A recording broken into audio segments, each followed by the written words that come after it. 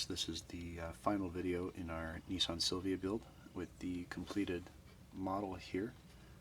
As you can see, we've got our clear coat on, we've got that kind of tonal shifting teal color, as well as the slate gray metallic underneath. So all in all, pretty simple, pretty easy build for the novice or beginner, and for those that want to try and just work on their skills a little bit too. It's a nice build for some of the advanced builders out there as well. So just going over a couple of things. Of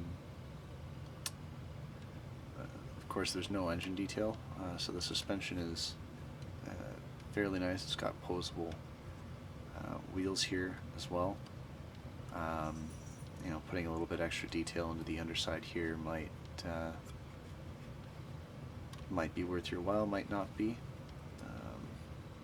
but definitely a little room for customization as well for those that want to modify this kit.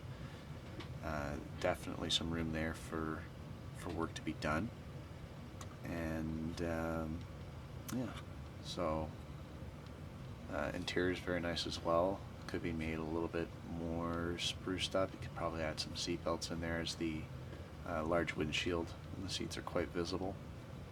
Same with the steering wheel and the dash. The windshield wipers here, just make sure you're using the right ones for the right hand or left hand drive. But yeah, very nice kit. I enjoyed building it.